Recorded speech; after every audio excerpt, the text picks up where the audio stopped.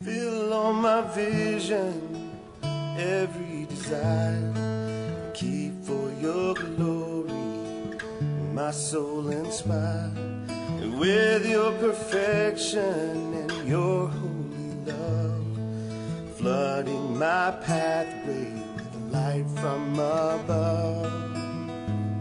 And fill all my vision, Savior divine, till with your glory my spirit shall shine.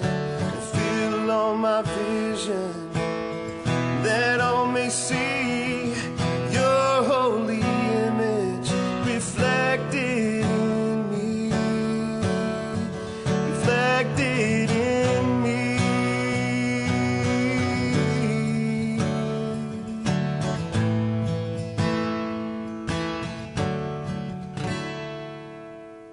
Good evening, ladies and gentlemen. My name is Jason Goodson. And I'm Johnny Taylor. And this is Coffee and Conversations. It's the first one of 2014. It's January 8th. It's Wednesday night. We're sitting here in our Santa Claus hats, drinking coffee. If you could see us now. No. Yeah. They had them on sale at Walmart for 74 cents, and I couldn't resist. Well, why not? Why not? Why 74 cents, I'm not quite sure. That's weird. Why don't they just go cool even 75? Who knows? It's Walmart. I got you. Well, it's been an interesting break. It's been a good break. It felt like our school break this time around.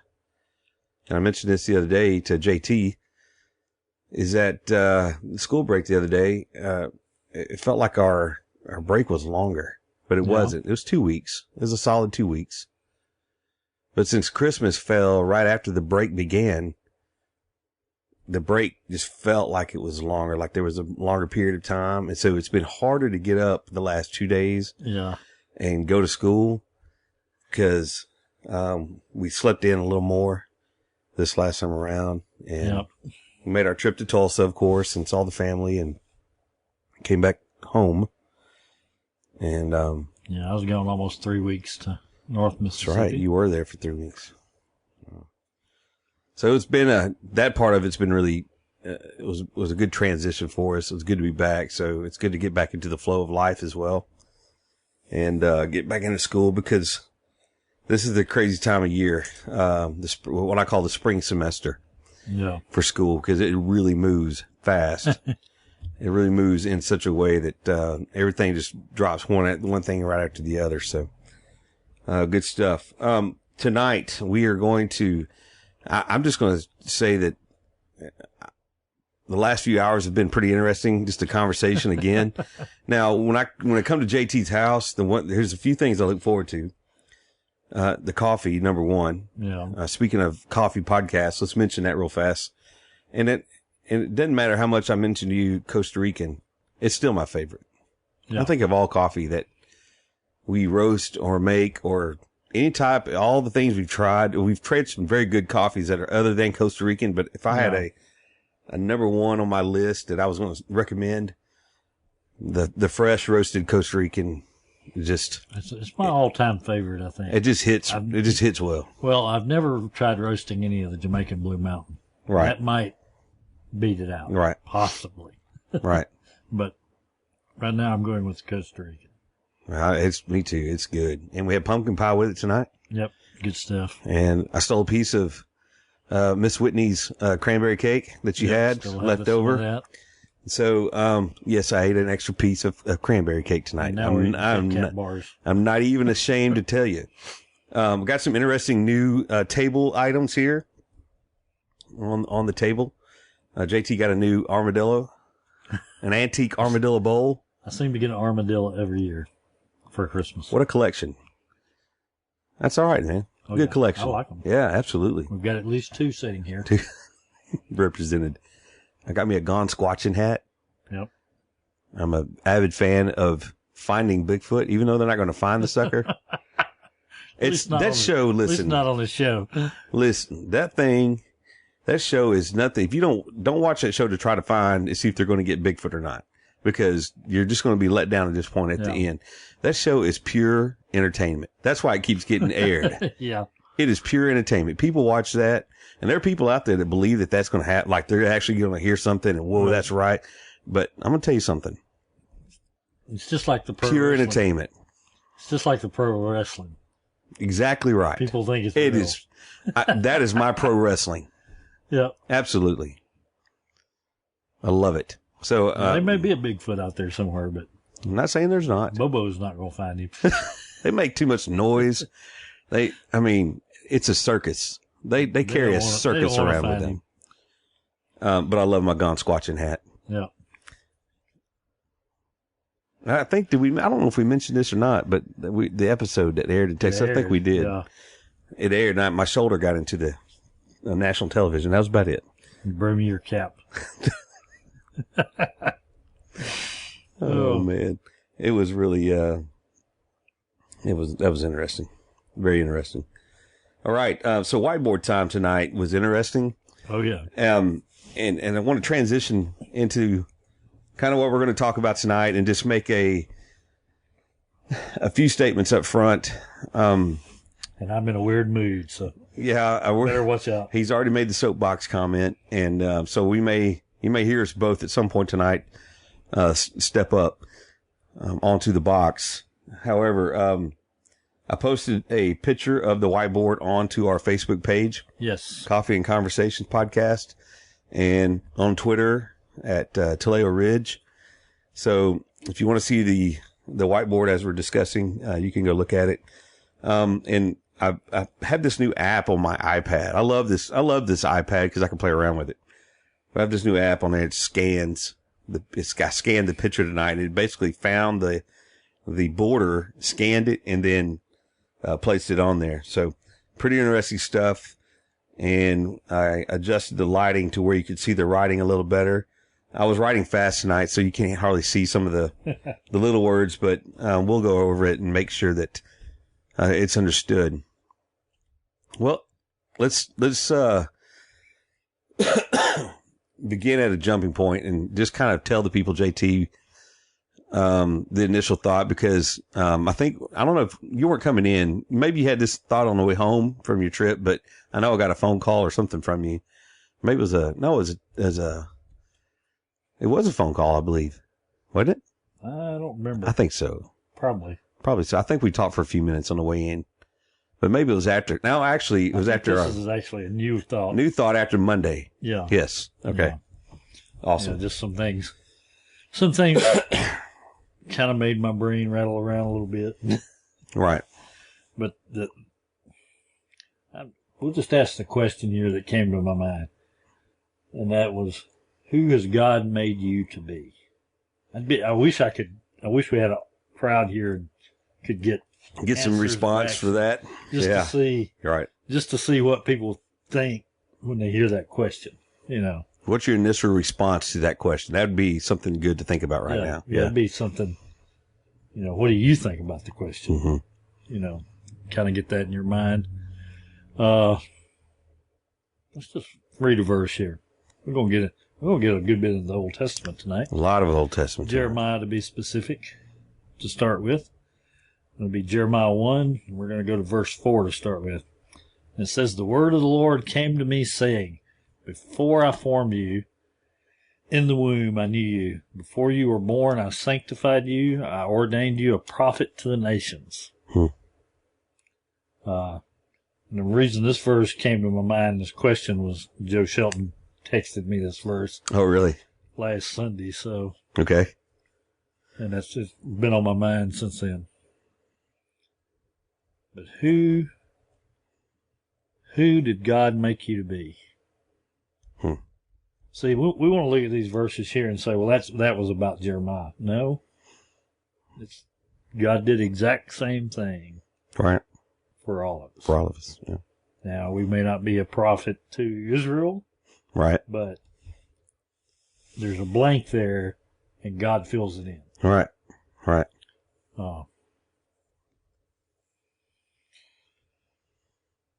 It's very interesting to me. He picks up and really just, saying it in the verse. I mean, really just giving us he says, before I knew thee.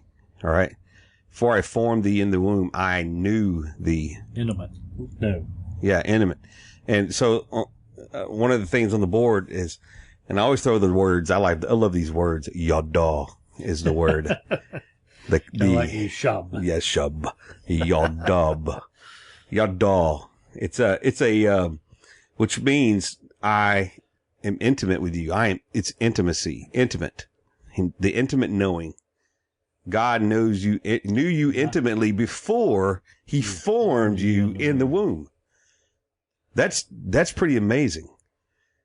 And the thing is, and statements have been made. I've heard this statement before. You've probably heard the statement. You, the listener, have probably heard this statement or said this statement before. You know, I've heard the thing, well, God don't know me. How did God know me? Right? God don't know me. Well, no, God knows you. Because he knew you before you were formed in the womb. From eternity past. He created you who you are before then. Yeah. Before he spoke things into being. Creation. Jeremiah was going to be a prophet. Right. To the nations. Right.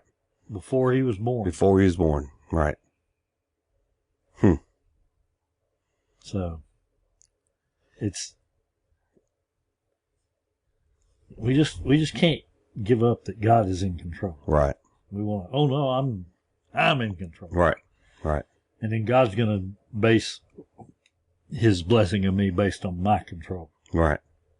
How stupid does that sound? Right. Oh. He did something else for Jeremiah too. It says here in verse 5. He said he sanctified him. I sanctified you. Oh no. Oh no, wait a minute. No, wait a minute. That doesn't apply to me.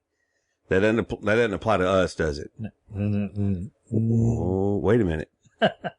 Wait a minute. Hold on. Don't sell yourself too short yet.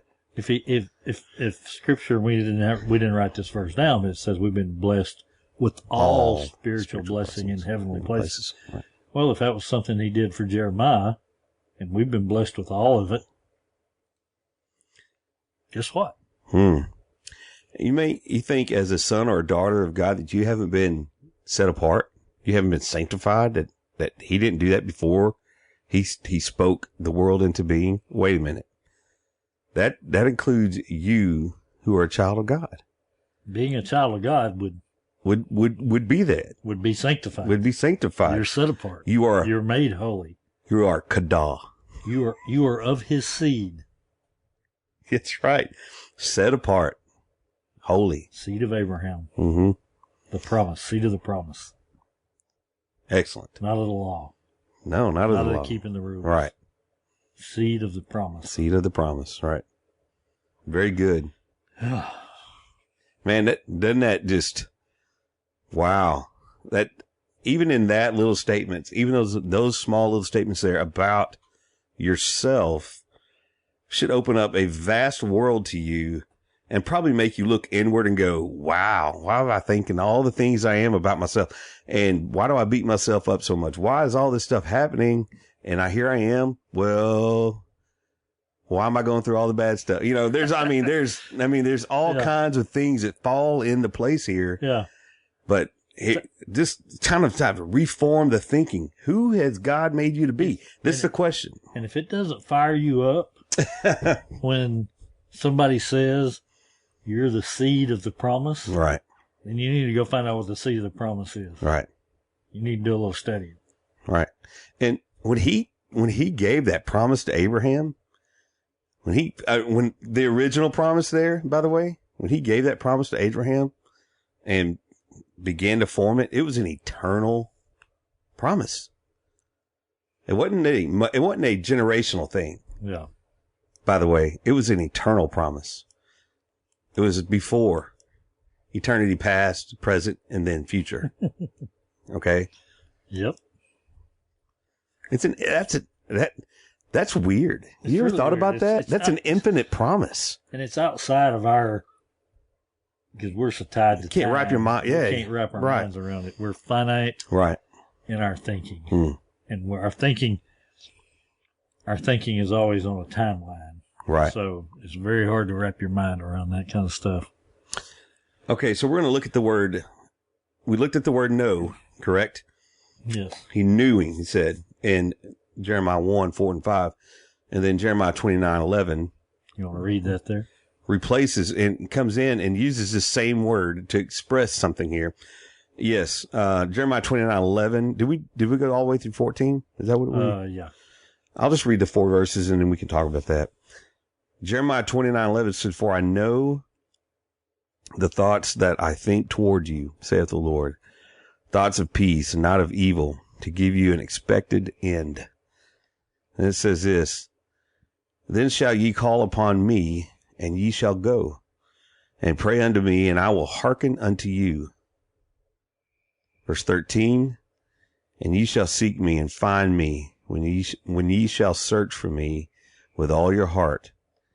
And I will be found of you, saith the Lord, and I will turn away your captivity, and I will gather you from all the nations and from all the places whither I have driven you, saith the Lord, and I will bring you again into the place whence I caused you to be carried away captive."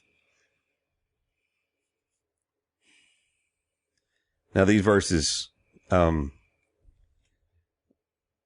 were talking about this earlier, and I always mention this because we talked about this earlier. I remember this being taught, at Lake Forest by several people throughout the years. And one of the things that, came across as such a positive statement that he's making here in Jeremiah. Well, and it ultimately is. Yeah. But what is he talking about here? There's some tough stuff in there. There is some real tough stuff, because usually we'll just turn to 29:11, just read 29:11 alone, and we'll skip the rest of the verses around there and miss what's being said. Interesting what's being said, though. Yeah. Excuse me.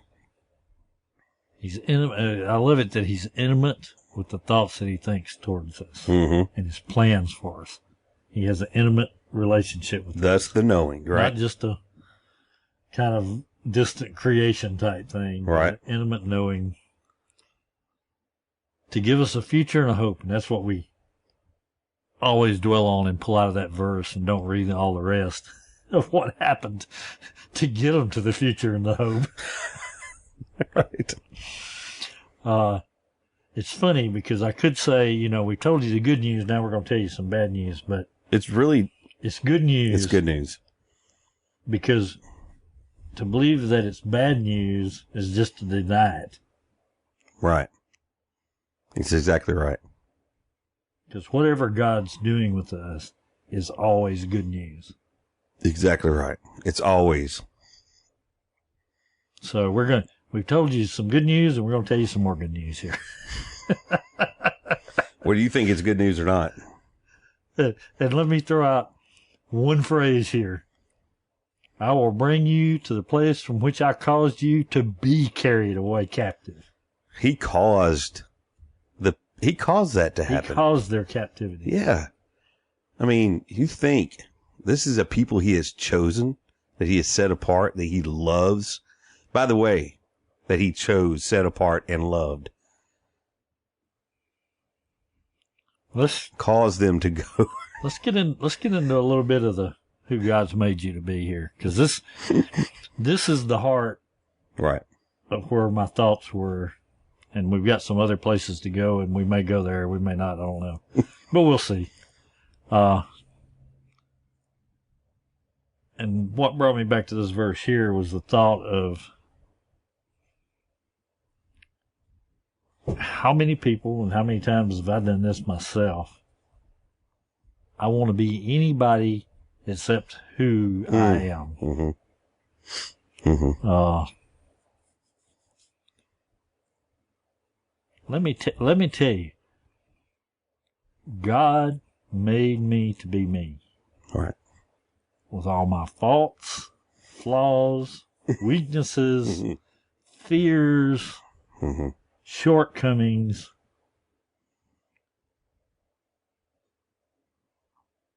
that's who God made me. Because all of those things that we consider bad are the things that He is using to form me. He's forming Himself in me.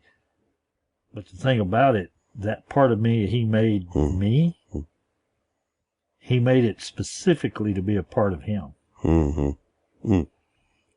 It's good. It's like we're not all being changed into duplicates. Right. Right. We're being changed into the part of the body of Christ we are. Right. You know.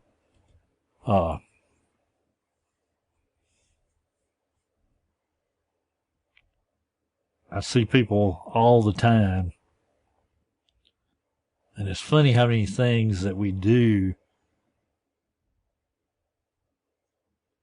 we're trying to be somebody else. Right. We're trying to invent something, new, a new person, because we don't want to be who we are. Right. We don't want all that pain that goes with who we are. We don't want all those flaws. Right. We don't want to deal with those. Right.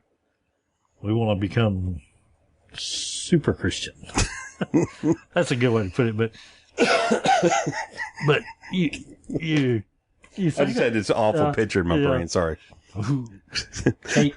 Cape Give me and a all. cape. You're right. Put me an SC on it. Oh my.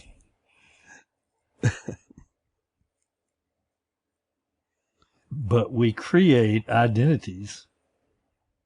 Well, I'm going to be the CEO of this company. Mm-hmm. Right. Oh, I'm going to be the best teacher ever. Oh, yeah. Oh, I'm going to be the best at my web job. And I'm going to live in that identity. All right. Oh, I'm going to be such and such boyfriend. Ooh, now there's a good one. Ooh. I bet you don't see that going on in high school all the time. Oh, if I could only be his boyfriend. Or her boyfriend, rather. Not his. My brain is shot. Hey, listen. I totally... I mean, there's so much identity wrapped up in that. Of course, that might be a true statement. It's a true statement too. I mean, It's the same listen, thing let's going just, on. it's just, the deal is there's so much of us who were tied in, and I don't know if we're trained to be like that. I'm trying to figure that. We're trying to escape. It's all about escaping who we are. It's a false identity. Yeah, we want one that's different than, we don't want who we are. Right. And if we can be somebody else. We don't like ourselves very much. No. At all. What was that thing we was listening to Monday afternoon about our person? Right.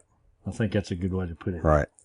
Our soul would be a real good way to put it. Right. Our soul has been, a lot of us, our soul has been so beaten up as a kid.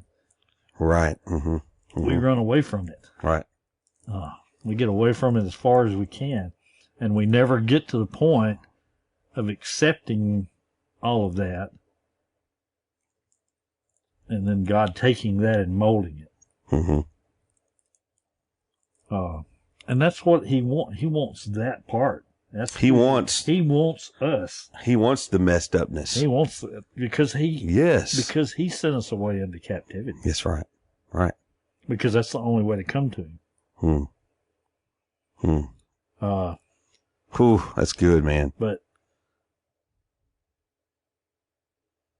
I mean, and it's not hard to see. I mean, I think one of the things that makes me sad is all the teenage girls I see chasing the guy.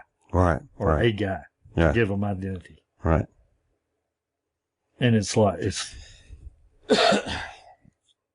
it never happens. In the same, you could turn that picture around to the guy chasing the girl to find identity. It happens. Yeah, it does. And there's such a plethora of things that you could talk about there in the focus of that. I mean, it's such a real thing within everyday human life of a person who is seeing, that,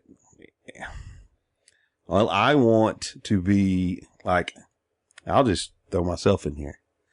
A long time, and I've used this before on the podcast here, Stephen Curtis Chapman. Yeah. I wanted to be him. I was wanting to be that guy, but also I've wanted to be, well, I can list, do you want me to really throw the dirty laundry out? I mean, let's start naming names, man. Every camp speaker that came in that was good, that really connected with, I wanted to be that person. Yeah. I wanted to be that person.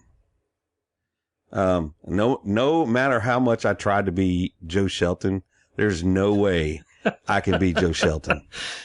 I am the worst Joe Shelton ever. But you know what I'm really good at? Just being myself. Yeah. Because that's what God's made me to be. And that's where there's life. And that's where there's life. There's exactly also right. Death. And there's also death. Unfortunately. But fortunately. Yes. But, and what I'm saying is, it's not wrapping myself in somebody else's identity. Right. Anymore. Or pulling my identity from that. And that's a part of telling the imposter off and just that part of me, that fake self that goes, I've got to be just like this, or I can't do that anymore. Yeah. There's no more of that. And all these things that come along with who I am. Right. Who I really am. Right. Deep down. All those things that I don't want to be. It's also giving up on and realizing I can't fix those things. Mm-hmm. Some people make an identity out of fixing. Right. All that stuff. And trying to fix it in others. Right. Run from those people. Run away.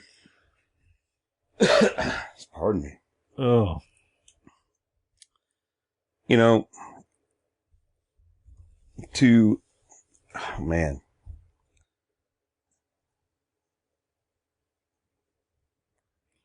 It's kind of, if you've looked at the whiteboard, right? Probably most of the stuff on the bottom is talking about what we try to do religiously as a result of running away from who we are. Right.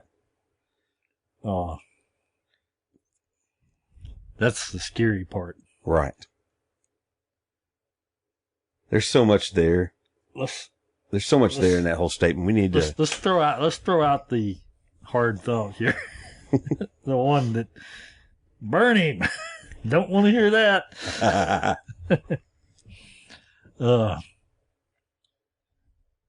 It's funny. I mean, we know these scriptures, and we never hear what they say. We never take them to their logical conclusion. Not that God's logical most of the time, but I think in this case of the scriptures we're going to throw out here, I think logic works with those. If you just take them at what they say.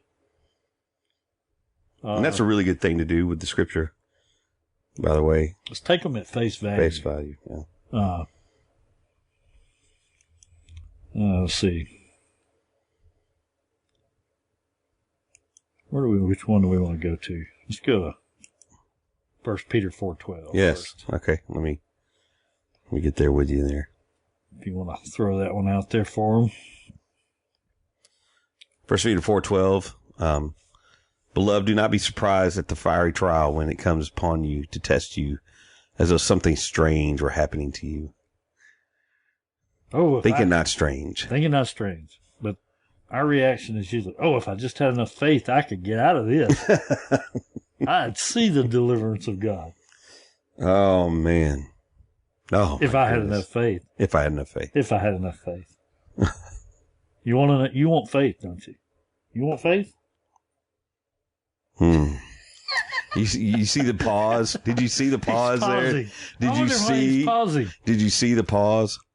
And yes, I do want faith. Yeah. I can honestly say that. But the thing that stops us is we don't think about faith and how we're about to mention this. Yeah, because what happens is we are surrounded by faith is only dealing with the good part of life. Yeah, we think faith is only deals with the good things.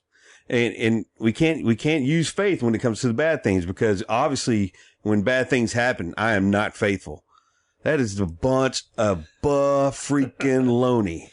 Okay. Let's Sorry. read the verse that everybody knows and quotes constantly, but never hears.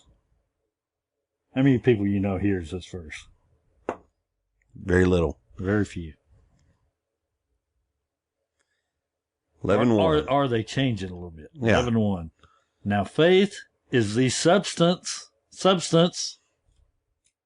of things hoped for, the evidence of things not seen, or of nothing seen. Right. God, give me great faith. If we take this verse and apply it to that question, that request, God, I don't want to see anything. That's exactly what you're saying. Because you just asked for great faith. And it said faith is the substance of things hoped for, the evidence of nothing seen. If you have great faith, you will see absolutely nothing. And it will scare the junk out of you. It'll scare you. Meshach, Shadrach, and Abednego. Mm-hmm. They didn't see God till after they were thrown in the furnace. After they were thrown in the furnace. After days of thinking they might get thrown in the furnace. Yeah, and through the whole thing. And then getting thrown in the furnace. That's right. They got thrown in the furnace. Even through the whole thing, they did not waver. They stood for who they were, right? They knew what they were. They knew who they were.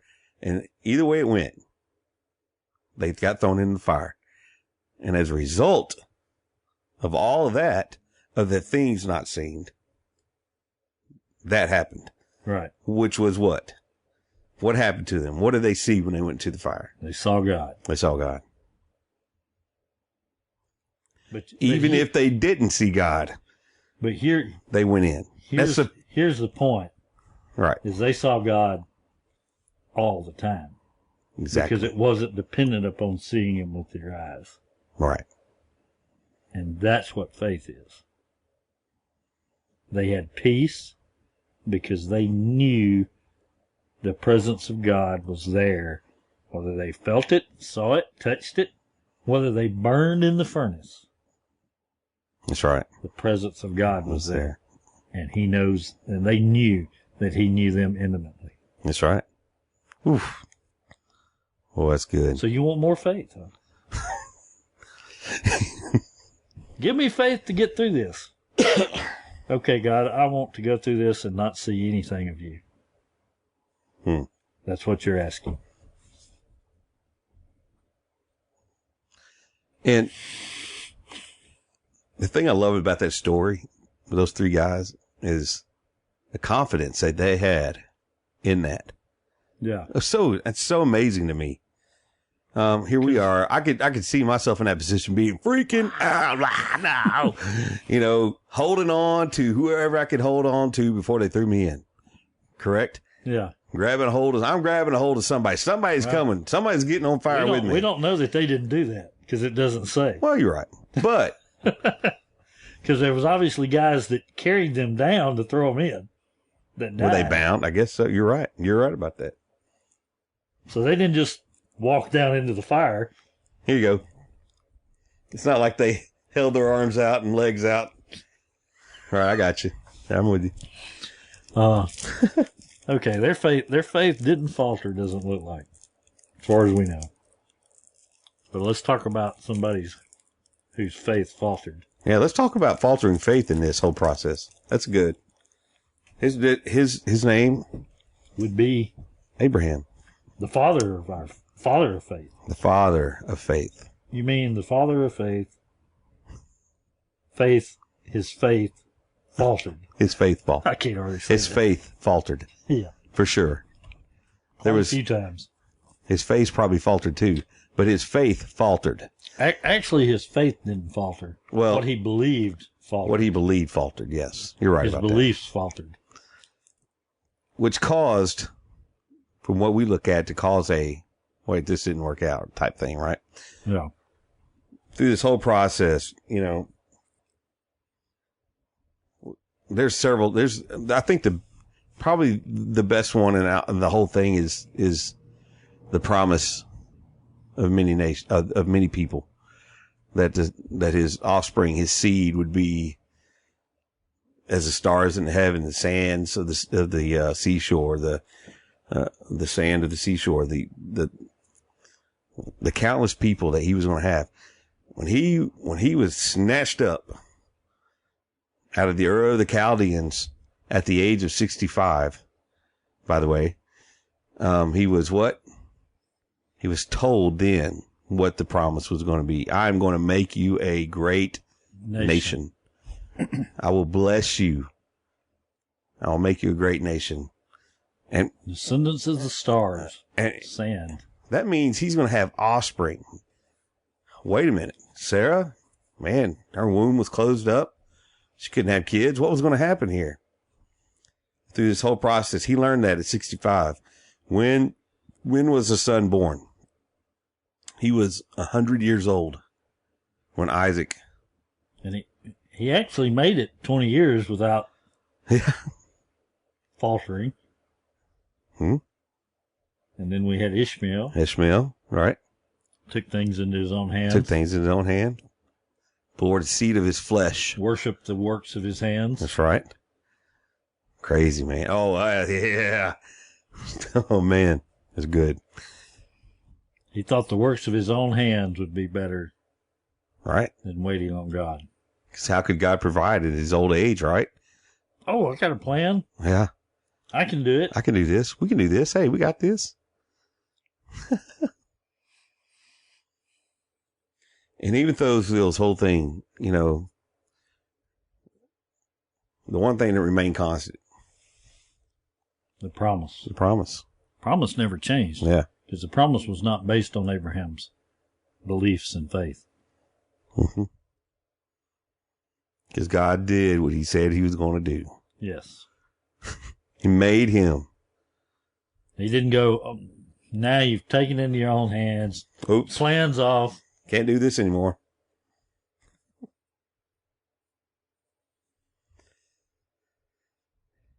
And just think, when people refer to God a lot, they refer to him as the God of who? Abraham, Isaac, and Jacob. Yes.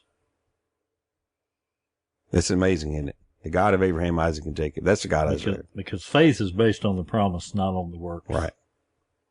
He's exactly right. Oh. And you made a statement about this earlier, too, and this really is probably going to tie into what we'll talk about next time, too, but it's just the fact that even Jesus, you know, had the suffered in his faith, and that's how, this whole thing, through all of his suffering, his faith never wavered, because he had to have faith in God the whole time. Yeah. Because he was human. I'm talking 100% man, 100% God. And that 100% man had to be totally 100% dependent upon God, even for faith. And on the cross, we know he had great faith because he said, my God, why have you forsaken me? Mm-hmm. He saw absolutely nothing. Mm-hmm. Hmm. He saw, he was God and still couldn't see God. Interesting. Now that's suffering. Mm-hmm. And we think we have it hard. Right. Oh. So, are you being you? Are you accepting I'm flawed and I can't fix it? Because that's who God made you to be. No, he'd never do this. He'd never make things this way. Better read the Bible. I mean, and of course, we've used two examples, but if you look at every character in the scripture, you're pretty much going to see that happen. Oh, we're going to see weakness. I mean, because it's in everybody. Exactly. And he's gonna, it may take years and years Mm-hmm. for the promise, but he's going to he's going to heal those things. He's going to fix those things. Some of them might leave till the other side of this life. Yeah. Don't tell me that. Yeah, that's what I'm over here thinking, JT. I mean, Paul prayed for something 3 times Yeah, and finally said, he just after 3 times, he said, okay, God's grace is sufficient. Wow. Boy, man, there's some home hitting stuff there. That's good. That's the whole thing. Is God's grace sufficient for who you are? Mm-hmm.